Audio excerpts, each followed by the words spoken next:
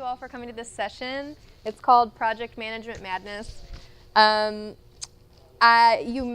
Most of you probably have already used at least one of the programs that I'm going to talk about, but I'm going to kind of talk about how I arrived at using each of them, or how our team started using them, and then talk about how I've found the types of projects that work best for the different platforms. And, you know, sort of what I'll be doing with them in the future. One of them I feel like I'm kind of moving away from. I've been using it for so long, and so how I came to that solution. So we'll get started. For the first one, Kanban Flow, this is the one I've been using the longest.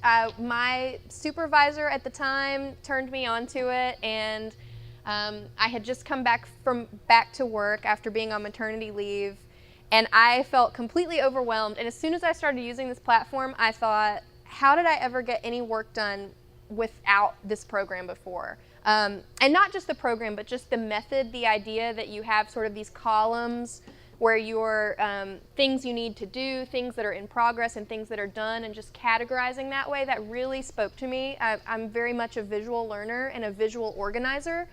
And the more that I got into the program, the more that I realized, well, I can color code things, I can sort of split things up and visually see and judge how much time I'm spending on a project, if I'm spending too much time on something and that's keeping me from getting other things done.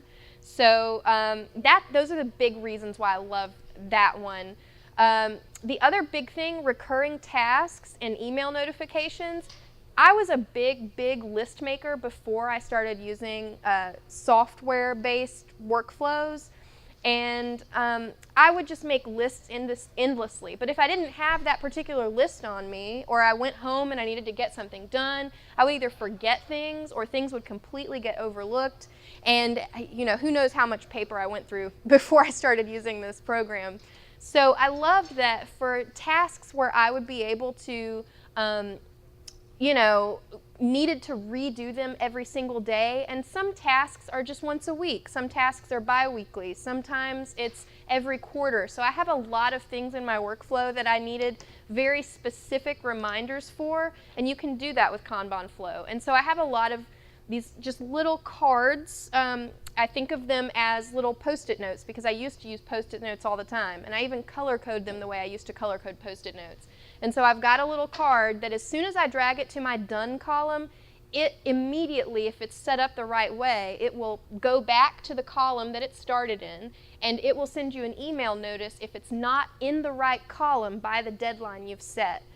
So I love that. So even if I'm not, in front of my computer when the notice hits, I know that it's coming soon, whether it's an hour or a day away. So I love those. The other great thing I love about it is the Pomodoro timer. So it's also got a built-in timer for letting yourself work uninterrupted for a certain amount of time. The default is like 25 minutes with 5-minute interval breaks. And the other thing that I find, where if I really get into a project, I need to spend a lot of time on it, but I also need to know when to need to know when to stop and eat lunch, or stop and just stand up. I can work on something continuously for 25 minutes without interruption. And when that time comes and I've spent the right amount of time on it, or enough time for that moment, then it will let me know with a ding that comes through my browser, so that I've got this little timer that's saying, hey, you need to take a break. And then I can stop it, I can take a break, I can switch tasks. The other great thing about the Pomodoro timer is for all of the tasks that you've used it on, it gives you the ability to sort of plot the statistics of how much time you've spent on particular tasks graphically, so you can see what you're spending the most time on, or maybe what you're getting bogged down in and you need to reach out to a team member and ask for help on that. The big issue that I've had with Kanban Flow when I tried to start using it with team members is that not everybody works that way. Not everybody likes to be assigned a bunch of tasks and drag them across, and not everybody wants to do that every single day. So it was really hard for me to get team members involved on bigger projects using this particular platform. So that's been the big drawback with me. I actually started using Kanban for a few years before I started using Slack with some other team communications. So at the time I started using it for my personal tasks and trying to get people to use it as a team, it wasn't an issue if it integrated with other platforms yet or not for me. Once we started using Slack, I realized that that was going to be a drawback for me in continuing to use Kanban, because it's going to cost me, after my trial was over, it was going to start charging me to use the two together. Which is why the third platform I'll talk about, which is why we started using it and checking it out, because Trello is free to integrate with Slack. And Trello and Kanban are very similar. So before I talk about the other two, I want to focus on what Kanban looks like before. So again, my first reaction when using Kanban was, how did I ever keep track of anything before I started using this?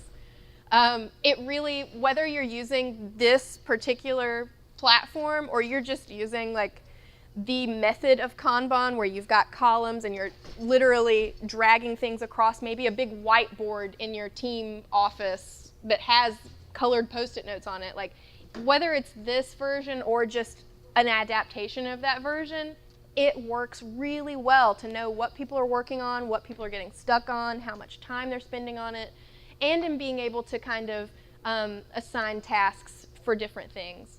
The other thing that I really loved about Kanban was, as I said, being able to color code them. That really speaks to me as far as visually, seeing how much time I'm spending on certain things.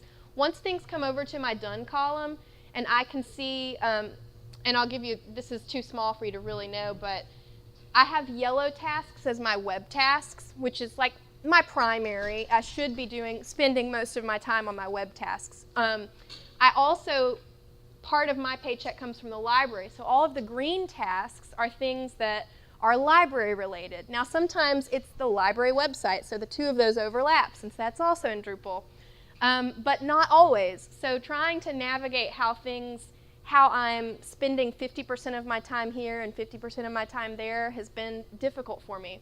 And this program has really helped me to be able to say, okay, today, so far, I'm already working on a lot of web stuff. I really need to focus on some of the library stuff. And when I look at the done for any given day, or I scroll back for a whole week and I can see how much time I spent on one versus the other, that can help me navigate that and give recommendations to other people like, hey, I'm spending way too much time on this. I need to pull back on that. This is an example of what the timer looks like that I mentioned, the Pomodoro timer. So you can set that up. When you click, it's got these little settings where you can pick what you want your main intervals to be and how often you want it to let you know to take a break and that kind of thing. And each time you start the timer, it will ask you what task you want to focus on.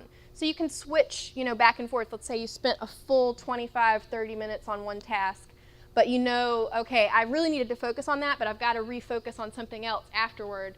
You can switch tasks and it'll keep track of all that for you. This is a snapshot of what the recurring tasks looks like. So you can go in, and as I was saying, if there's a task that you're going to have to do every week at a certain time, maybe it's a certain day, maybe it's every other week, maybe it's some weird interval of time that this is going to happen over and over and over again. You can set that up to send you email notices, and this is sort of what that screen looks like. These are just a couple of snapshots of what it looks like when you go in to set up your columns. I've kind of stuck with the classic sort of to-do, in progress, and done, and I've expanded that to be due soon because I found that I just piled everything in to-do and that wasn't really helping me organize things. So splitting them up, you could, however huge you want to split them up, or keep it really simple and you could just have in progress and done. And then the color coding, there's a lot more that you could go into if you really had a lot of different types of things you were juggling.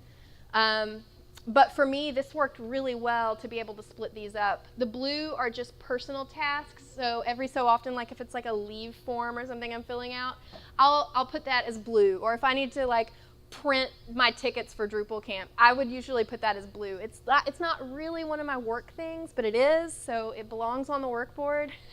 And just trying to make sure that I've kept track of where all my time has gone has been really important for me. Again, my biggest takeaway for this was I started using this before I started using other programs like Slack. When our team started using Slack to communicate, the biggest drawback with Kanban was that it was going to cost me money to start using those two together. So that's one reason why I've moved away from Kanban. I still love using it on a personal level, but for a team, it hasn't worked as well because of that cost associated with it. So most people are using Slack for something with their team these days. Our team leader for our web team decided we've got this big project coming up. This will be a perfect chance for us to start, using this platform on a more regular basis. So we set up some channels, I think, and I'll show a snapshot of that, but we have one for our web upgrade channel, documents, general, and then random. And we've tried to kind of categorize things loosely in there, just things that people are going to need to know. The thing that I love about it is it was really easy to get our whole team to buy into this. Even myself, I found that I started having way too much fun with it immediately. I mean, who doesn't like automating GIFs to come through as you're finishing projects? So that was really fun. I got really excited about it at first because I was like, oh, I'm already using Kanban. I can automate these things to go through. When I move something across the board, my whole team will know because there will be this GIF where they're going to get really sick of it soon, but I'm going to love it. And then I realized that was going to cost me money, so I couldn't continue to do that. But even though it wouldn't integrate with that, there are some other methods like Trello, which will be the next one that I talk about. A huge bonus for us in using Slack and Trello together was Google Drive. We use Google Drive not just for like our website statistics and our Google Sheets. We use Google Data Studio to visualize that. We use Google Docs when we're working on like proposals or we're doing documentation for any size project. So the fact that on my phone, I didn't need any extra app other than Slack to look at a Google Doc that somebody shared with me or that a team was, working on together was amazing because I really get tired of having too many apps on my phone. So the fact that I could just have Slack and go to it and put something there or even signal to myself that something needed to be done and it would send that to Trello, or that document from Google would be there and I could click on it. I didn't have to go anywhere else or have any other app to do that. Was amazing. So I was sold on that for sure. So the first time I used Slack, I was like, this is awesome. Had to insert the GIF of a head exploding. And actually, this is a screen cap of the first day that I used it with my team, and I actually put, mind blown, you've sold me on this. I loved being able to, this is sort of a snapshot of what it looked like when I hooked my Kanban board up to Slack, and it worked really, really well. I loved it. If we were in the position to be able to pay for that integration, I would definitely continue doing it. I liked that I would be able, like I said, to do things in Kanban, and then everybody that wanted to use Slack, it would show them the progress, or it would send them a notification when something was completed. But I found that the cheaper way is to work the other way around, to do it from Slack and then feed it out to Trello, and just keep the Kanban stuff to myself. So anyway, this was my, I was very excited about using Slack. And you can see here, these are our 3 channels that we primarily use for this big project. I quickly realized that so many other people were using Slack that I was also working with. I work with the social media users group at UGA. There's several other platforms and groups that are using it that since I wasn't using it, I wasn't a part of that conversation. And as soon as I got on, I found all these other channels that I could connect to that were also going to be useful to me. Not to this particular project, but now it's really grown and it's become a resource for multiple aspects of my job and not just the web development part. The pros and cons of Trello. So I decided, there's nothing bad about Trello. I loved it. I got in and I thought, this is really like Kanban. Why would I switch? I mean, they're really similar. I'm able to do my columns. I'm able to create sort of cards and tasks. I can do subtasks. I can drag them across. But again, the big benefit was that there wasn't this need in a Trello board for it to be like an everyday thing. Our team was able to buy into it a lot easier than they were Kanban. With Kanban, they felt like they had to use it every day. With Trello, we could set up a board for a big project or for a smaller project, and it could be something where we're putting documentation or just important steps. It wasn't like an everyday task thing, so that people were much more willing to get into that. And the fact that it integrated with Slack, everyone, including myself, liked that, because you can use a key command to put it into Slack, and it'll put it on the board, so you're not going to 2 places to do the same thing to let everybody know. So that was great. The thing that I really love about Trello was the visual progress bar of getting something done. I love about that and Kanban, I could do these little subtasks. So if I've got something, I can literally just copy and paste in this sort of list of things I'm supposed to do, and then I can do the checkboxes as I go. And I loved that about Kanban, but I wasn't getting this visual progress bar. So with Trello, especially when it's a team project and there's several people working on it at the same time, I may not be the one completing all of those tasks. And used to, that would kind of bother me. I would want to go in and finish it all myself so that I could, check off all the boxes and drag it over. But with Trello, since it's got that progress bar, you can see no matter what crazy number of subtasks there are, you can kind of see that progress just by glancing at the card. So that was great. I love that. We did find that it's much more better for documentation.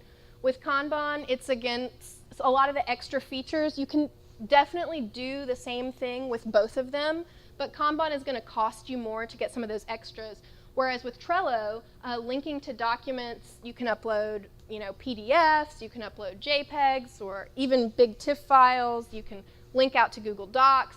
You can do so much with attachments, so that if another team member goes to it and needs the file that you were working with, or they need that link to that module, whatever it is that they need, it can all be there in one place, instead of just referencing it and them having to go find it, or maybe you had to send it to them in an email.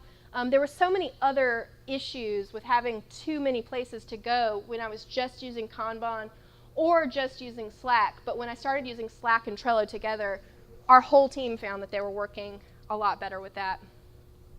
So the first time I used Trello, it's like Kanban, but better. And it was so much easier to get the team to buy into it. I think because it wasn't as overwhelming for them. It wasn't as big of a feeling of having to do it every single day. It can just be as we make progress on this particular project. It didn't have to be that they were adapting everything they do every day to the way that I think. So we could share more. It was a much more collaborative tool. And this is just what it looks like to create those. This is an example of the subtasks. This is what that bar would look like for your progress. This is one that's completed, so it's 100%, but it would, shift depending on how many things you had. You can add your attachments here. These are just a couple of examples. There's so many other things you can do. You can set a due date just like you could in Kanban. You can put in a nice description. And then you can give members so that multiple people can kind of be assigned or tagged with a certain card. And then as you finish things, you can drag them over. The other thing I love about the attachments here, I do a lot of sort of design work that's related to the website too, so if it's content related in any way, I like to take screen captures and share those with people. Like, this is what it looked like when I finished it, at least, until something breaks. Or this is what it's supposed to look like. Here's a mock-up. I loved that with a lot of these tasks, if it was something like that, the first attachment, if it's an image, it uses that at the top of the card. So that helps you kind of visually go back to what that item was when you're searching and you're trying to go back and find it, or if someone else is trying to find it. That way they can quickly see what that is. So it differentiates it from some of the other tasks. And that's something you do not get in Kanban.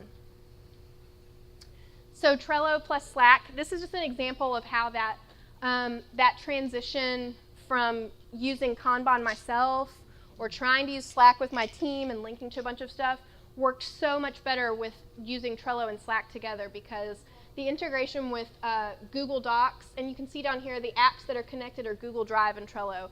So connecting Google Drive makes it so much easier to just jump out to that document. And that way you know everything is in one place where everyone else is, and it can just kind of act as a dump. You don't feel like you have to put too much information there. You can just link to the document, and everyone will be able to find it forever and always. And now that I have used all of them, as I said at the beginning, this was my favorite and for many, many years. And I still find myself using it, at least at the moment, on a daily basis. But at this point, I'm transitioning to another job at the library, and so I've been preparing. That last document actually is a pretty massive document of documentation. So this has been a great way to set my team up for the stuff that I'm about to hand over to a new person. And also, I am really planning to just move my stuff from Kanban and just kind of start fresh in Trello, since all the big team projects that I'll still be working on them with some stuff, since the departments are overlapping, they'll all still be in Trello. And so I'm really planning to kind of leave this one behind and move that stuff into Trello, since it's so much easier to get buy-in from other team members that way. And does anyone have any questions? This was a great GIF in itself. He's, juggling the the different vendor parts. But yeah, what do you all in the room use? Have you used these together or separately, or are there other programs that I didn't mention that you found that work really well with any of the three that I talked about? Yeah. Just some observations. Yeah, I used to work for a company where the Kanban flow was, they actually had a project room. Yeah. And they had columns, but they slowly were moving towards using Kanban, which is good because I lived in Durham and the room was in Blacksburg, Virginia. Yeah. But the way they used Kanban was more in terms of getting ready for the Agile sprint. So basically you had a column where, the Duke Health System was our main client. If the client came up with an idea, it went in the to be vetted. Then basically the next thing over on the Kanban was, okay, we understand, we talked to the client enough to understand that it's important and kind of schedule it, and then you kind of went through the technical vetting. Yeah. And you finally got down to kind of broken into the tasks that then you used for the Agile side of, so you knew this sprint, we're working on this story. And, right. And then it was really good because the client they took pictures and the client could see that. Took a while, but we got them to the point where they understood, okay, you're going to only have so many story points. We only have so many developers. You need to decide of these story points, what's more important in there. Yeah, I love the history of Kanban too, since it came from like the manufacturing industry, but it seems to transfer really, really well over into development and web development and any kind of web-based stuff. Oh, it's you. Okay, it's not me. The big plus is doing it in a piece of software with people not necessarily having to work, on site and things like that is a big boon. Same thing with Slack, it develops that virtual community. Yes, definitely. And we kind of use, so for our project specific one, when we first started using Trello, since several of us had been using Kanban, we sort of adapted the way the columns would work, but for this one, we changed the titles, so it went from just to do, in progress, and done to being much more specific of something being in development, and then something needing testing or review. And one of my coworkers has another one that breaks it down further because she's doing like the majority of the coding behind theming. So hers are very specific to what she's doing, so that if I go to view her board, I know exactly what stage it's in. But yeah, so that's so interesting. Very visual to show when a manager comes and says, how come you haven't done this? Right. Where are we on the deadline? And the person above you to be able to properly look at that without even maybe having to talk to you. They can just see where your work is at, and you don't even need to waste time with those, meetings in between. So. What are some ways, or are there any ways that your team has used either Trello or Slack, or hopefully more the integration between them, that has surprised you? It really, really surprised me. Let's see. I can go back over here. I would say the way that we're able to go back and forth with this, I had several screen captures pulled up. The one that I really, really love was when we were preparing for a big proposal for a web redesign, and we were trying to get buy-in from the administration to let us do that ourselves in-house, since we would be the ones maintaining it instead of hiring someone outside. And so to do that, we did a lot of comparisons with data. We used Google Data Studio. We had just some graphics that we had prepared. And all of that fitting into here and being able to go between the two, when I created a lot of those initial graphics, so I was able to put those in Trello and link them to this and share it. And then my supervisor was able, just from Slack, to pull everything that he needed, because he's not really into Trello. He uses it, but I think he prefers just communicating with us in Slack. He's like, great, you put your stuff there if I need it, as long as I can get to it.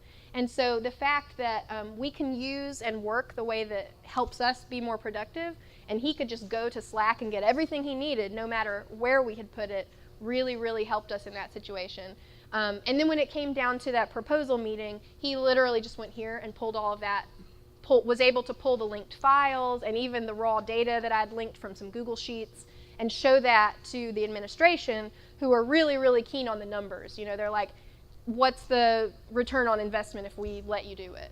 So he showed like time, money, things about our traffic that obviously an outside source wouldn't know about our prospective students and things like that, our primary audiences. So that was a surprising one, actually, because it's definitely also cut down on meeting times, I would say. For a while there, before we started using either of these programs, we were having at least 2 meetings a month, sometimes more, for projects that were related to this.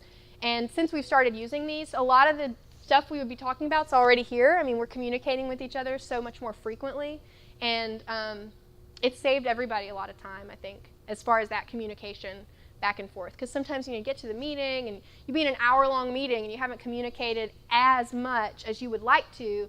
Certainly you can't bring everything you've been doing, but since you've been sharing it with each other along the way, even when we do have meetings now, they're a lot shorter. They've gone down to like 15, 10 minutes. Because it's like, yeah, there it is, we've done it. So it's been really efficient. When you said that Trello was better for documentation than Kanban, were you referring to the integrating with Google Drive and using that as a storage? I'm actually referring to just being able to link the files here. And the other great thing, see if I can read my own slides here. When you choose, see which one it is, there's an option for any card. I think it's just the More action. You click this More, and there's an option to print, and it looks really nice coming out of here. So if you've prepared really like a really good set of tasks for any given big or small project, you've linked files, you've got a good description, you know all the team members and everything, and it even has like dates, especially if you use the due date feature where you finished it and started it, and this is something you may need to repeat in the future. There's a lot of people that we still work with, like in the administration and at the library, who really like paper stuff, like paper documentation, and being able to work the way we like to and get it all there and then print it, and it looks so nice. I mean, it looks really similar to this. It just prints really well. You can give it to them the way that you want. And then if that needs to be the documentation for whatever part of a position or a project, then it's ready to go. And those people have been really happy with that format because they like it that way, and they probably always will. So, any other questions? Yep. Yep. This one? Does it handle, because I think about documents in the sense that you start off with somebody does a mock-up on what you want to do. There may be three revisions of that, keeping track of what's the last one, and then you get content and then all the artwork that goes along with it. Right. So does that do a good job of, keeping track of what's the latest and greatest? I try to use it that way. I can't say that all of my team members use it to its full potential. I think getting people on board with that would take some time. There's definitely the ability to do that, and some of these, this is a perfect example over here. We had to integrate a new footer that came down from like Big UGA, so they gave us files originally, they gave us some code, there were mock-ups that they sent us. Then our administration said, we're not sure if we want to do this, we need to see what it's going to look like first. So we did our own mock-ups with it, and so those were attached to this. And this one right here, it's not the one expanded, but if I were to expand this like on the board, you'd be able to see that it has those original mock-up files. It's got links to the original code. Some of the parts that were important were pasted in actually into the subtasks, and as different people completed it, like I wasn't the one to actually make it go live. That was my coworker Leslie over here. So I was able to just put in what she needed in there and show her what it should look like, and then she did it and then marked that she did it. And so we were able to collaborate that way, but also create a perfect document of it from start to finish. And now it's live on the website. It's done completely. But even when we did it on our test server, then it was here in the testing, ready for approval, so we could show it to the administration like a working draft. Go back when some senior stakeholder says, that's not what I envisioned. Right. Or for people to go back and let's say we needed to apply it to a different website, and we probably will actually. We've applied it to our main site, but we've got a few sub-sites that don't have that yet. And there's some library-specific sites that I'm sure at some point, if they're really serious about everybody having the same branding at the bottom of their website, we're going to have to go through exactly the same steps again. So it's really going to help us to not really have to recreate all of that or figure it out again. It's there, it's ready to go. And both this and Kanban, I love that you can just scroll back endlessly to find things that maybe you did. Now that I've been using Kanban, it's like 3 years back. I can still go back and see what day I did a particular thing. And the same for Trello. I haven't been using it as long, so I can't go back that far, but at some point I will be able to. And so even if this time next year is when they ask for us to apply that footer to these other sites, we'll still have it there. We won't have to go through the motions all over again. So. And yours? I'm not sure exactly where to begin. This is awesome. There's like this tension between what you're trying to get out of the tools, and what it is you have to pay to get that. And it's not just the money, right? It's also the time investment in trying out different tools takes time. Figuring out how the integrations work takes time. Getting other people to collaborate with your tool decisions, right? That's like a big investment. That's the biggest hurdle of all. Right. You want to try to get somebody else to go along, and none of these tools are perfect, and none of their integration really actually fits everything, and all of them are a moving target, right? Right. All of them are like unfolding in process. So, I think it's really interesting. We're using Jira, which is like the Windows 95 of project management tools. But a lot of people love that, though. They're really tied to it. They love that it's old and clunky. And I haven't used it personally, but I hear a lot of good things about it. There's a lot of other departments use it that I'm aware A of. lot of people use it. It's familiar and stuff, but I don't think it really. I think the people that really like it aren't really that familiar with Kanban-ized and other tools. But it's hard to get people to move because you've got so much investment in the team using a tool, and particularly with Jira. Jira has all these integrations with other tools, and once you start getting the integrations into the ecosystem, then it gets harder and harder to try to move the team. Some of it depends on your team size. I think Jira is much more suited for a large development team. We're big. And that's what it's designed. And maybe that's another piece of this puzzle that I should have mentioned. Our team, especially our team working with this particular board, is a team of 3. It's about to expand to a 4th person where I'm moving to some new stuff, but someone new will be taking part of what I've been doing. So it's about to be 4. With the Slack channel, there's 6 of us that use that one. And so we're not talking huge teams on our end. So I think that's a part of why it's been a little easier to adopt these new things. And I think, too, part of that is there a project that would serve as a good pilot? We just so happened to have this web redesign, and we knew it was a big project. It was going to be like long-term for us. Working this into just doing business as usual was going to be tough. So that was a good entry point to suggest, well, let's try something new just for this one thing and see if it works.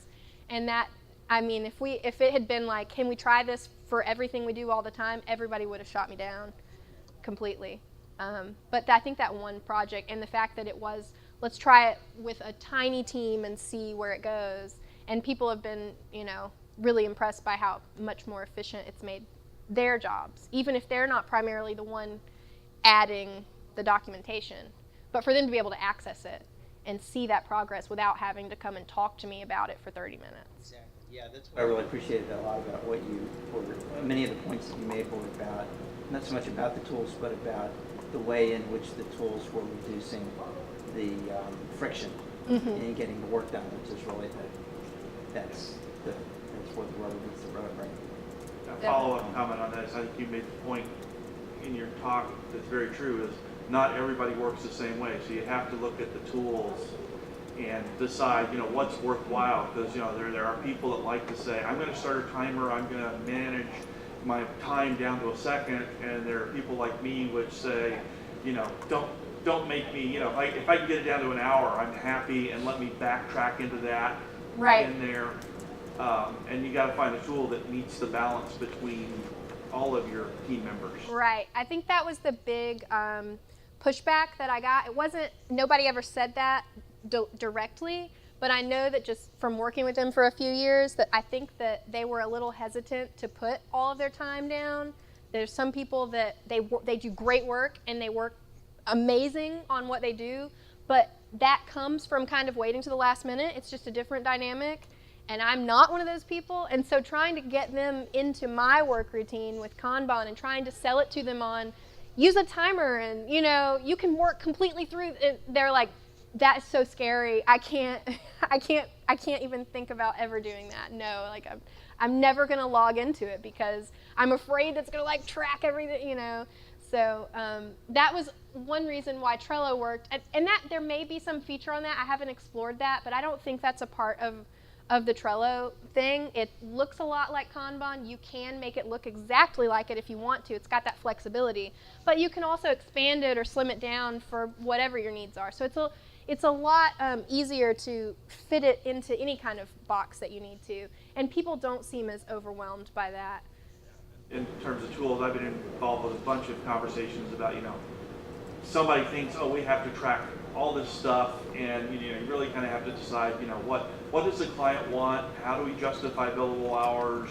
So what's kind of the minimum instead of trying to track everything? What are the important things to track? Yeah.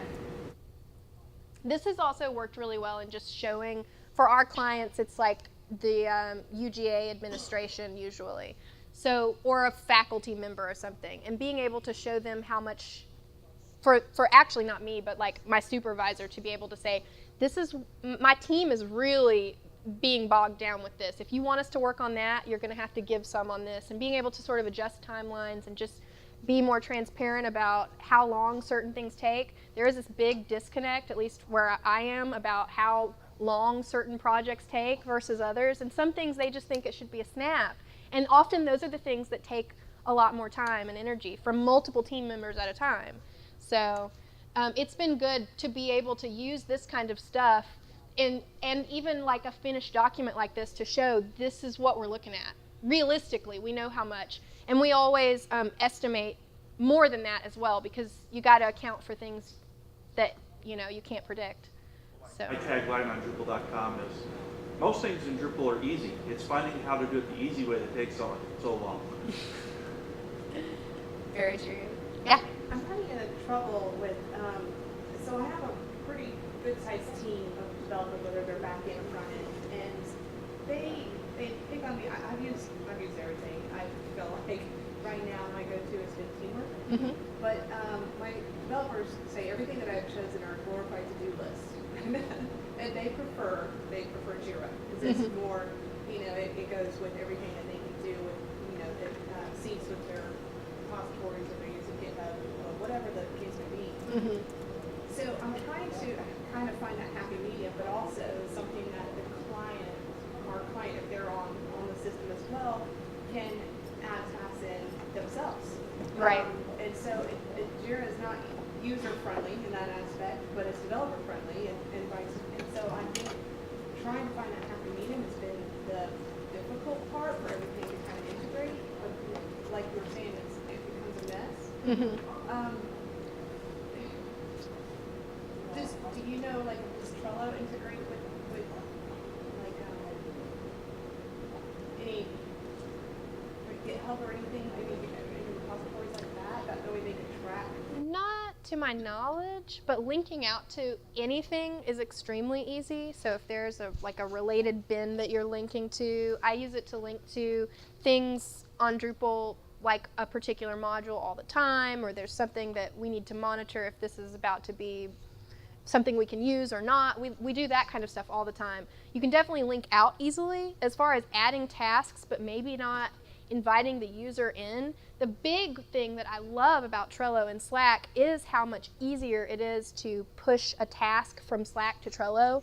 So if you, hypothetical situation, you've got this Slack channel and the client can go in there and just add a task with a key command, and you can, I should have taken a screen capture of the key commands, but it's just like /Trello -to do, or whatever the name of your board was. They could type it in and put that, and it would show up for you guys without telling them or putting them in here. They could just initiate things into the space, and then you or a member of your team would be able to go in and expand on it and turn it into something more fully fleshed. That doesn't give them the option to get in there and see the progress, but at least it gives them the ability to push something through in maybe an area that it's easier for them to jump in and just use Slack as a way to say, can you do this? And then it shows up on your board. It does? There you go. So you can also integrate Jira with Slack. I haven't explored the full extent of it, but we have it set up right now where if it's just to have it post into Slack, if certain issues have been completed or created, you can fine-grain its level of notification. So right now it just tells us if the QA team has approved or cleared out a ticket, post a ticket. So I'm not sure if you can create tickets into Jira from Slack, but I know, like you said, you can do that into Trello, create Trello cards through Slack. It seems like you'd be able to. Yeah, so I'd have to check the detail of that level of integration, but that's always trying to find the one tool that works through your development team, your stakeholders who want nothing to do with the tools that you're using to build the site. They just want reports and email is the most technical they'll get. To your project managers who are need the reports that Jira gives you, to just your general communication overall. There's no tool that does all of it. All of these tools are very segmented in what they can do, but they do those things usually very well. And unfortunately, Jira has been become the de facto project management tool for most organizations. And it does a lot of things, and it does them well. It gives you the reports as a project manager you need, but they need to hire a UX designer for the love of God. But so there are ways to integrate some pieces of that directly, software to software. But if there's not, we've found some kind of creative ways to use IFTTT to do things like that. I don't believe they have a Jira integration, and Jira has an open API. They have a development API you can build tools around. And they have a marketplace of some extra things you can install onto your Jira instance to try and do some of those pieces. It's something that I would like to play around with if I ever get the time. And the other thing is there's a lot of things in Jira that some people don't use. I work for an organization that basically, so we had a top level client, and within the clients we actually that was linked to issues in Jira that were the major projects that we were doing for that client. And then that was broken down into storyboarded items, and then basically below that were all of the agile tasks that, so the developers were playing at the bottom end, but the project managers could go through and use those filters to say, oh, on this project, we've got this much done on each of these storyboards. So you're talking to the client in language they understand, not, oh yeah, we've done this table and we've added this module and the stuff that goes across their head. Right. I think that's been the benefit with us in just communicating more frequently too, and making what we're doing a little more transparent, and eliminating those very long meetings for saying just a few things. It's just that translation, not having to do that translation as much, when me and the other web developer can just do the stuff and make it available on any of whatever platform and just make it available in advance. Then our supervisor can translate it, because we'll get in the room and we'll just start talking module this and that, and they're like, and then we're wasting their time because we don't need to be translating in front of the client. So that makes a lot of sense. So, have you looked at Glitter? I haven't. So Glitter's what it's, I think it's open source, right? It's free. And But I'm getting some really good notes from you guys. became aware of it because Amazy.io dropped their Slack support channel and stood it up on Glitter instead, presumably so they wouldn't have to pay Slack. And I became aware of it through there. So I've seen some other organizations move their boards from Slack to Glitter. And you know, this thing with getting nickel and dime to death with SaaS services, right? I've got my own Google spreadsheet of all the little bits and pieces of things that I'm paying for, right? Where it's like $5 a month or something, and Right. it's like it doesn't seem like much, but it's like when you add up the whole thing. It gets to be a lot. And sometimes when it's like per team member or per board or per, you know. Jira becomes impossible for us because we have a team of like 15 people, but our organization has got like 1,500 users on Jira.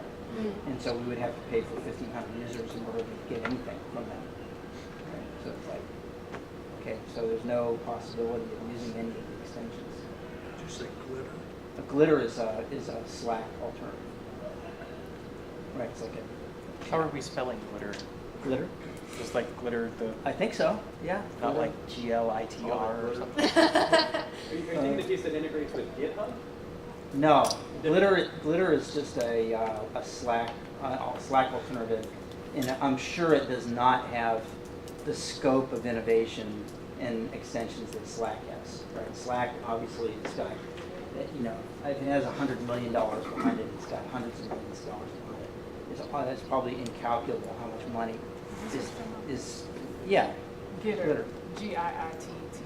Gitter. G-I-T-T-E-R. Okay, Gitter. Got it. Yeah, that's what I was thinking of. Okay, that shows what I know. Integrates Right? with your GitHub repository, so it's a Slack type of communication channel, right? Right, yeah. It's just a way to if you can step away from the the pacing on one front. Probably would have to give up some ground on integrations. But depending on the project, and for us especially, the one that we're moving into with this big web redesign, and we've got these test sites, and we're rebuilding, and we've already set up a new space and Git for that. Maybe we could lose some on one to try out another one, especially if it was gonna, if the two that we really need are gonna integrate better. So I hadn't heard of that. It's a good one. So you mentioned about using Trello as kind of a long-term storage, basically. So I assume then you're not really concerned about the message limitation in Slack and that being an archive. No. That's just useful for the time and not really concerned about it being an archive information because you're Right. The way we're using it, at least right now, has been Slack is smaller comments, letting people know something, especially if it's timely. Oh, suddenly there's a meeting with somebody, send me your stuff. Or it's been a lot smaller. Now when we create things or do big things in Trello, or if we're adding something to Trello, we'll go to Slack and say, we need to get this done, and then I'll put in that /Trello and the name of the board, and it'll pop over here. And that way there's sort of a record, at least for the time being, that we can go back to and see what our daily communication or weekly communication has been about something. But all of the goodies, even though we're linking to some documents in Slack to just give people an easy, quick entry point, all the information, all the descriptions, all the subtasks, everything else, mock-ups, those are all living in Trello. So Trello is that is sort of the archive compared to the other platforms. I guess I can go back over to my final. Any other questions or comments or? One thing I wanted to ask you about, we just started using Trello for one of our projects, but the department as a whole uses WebEx Teams. I've heard that one too. Slack. So it's great to hear the integration with Slack rather than duplicating a conversation we've been having on WebEx Teams and pulling it in, which is kind of what I've been doing. Do you know at all if Trello integrates with anything else besides Slack?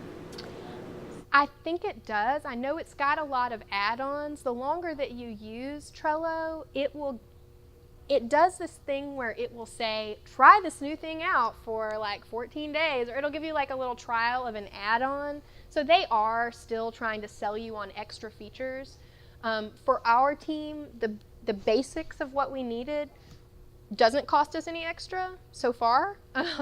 And in Kanban, some of those extras we get in Trello for free, it was going to cost us extra in Kanban. So that was a reason why, you know, doing the document attachments or, you know, extra things like that, or some of those extra integrations, that's why we shifted.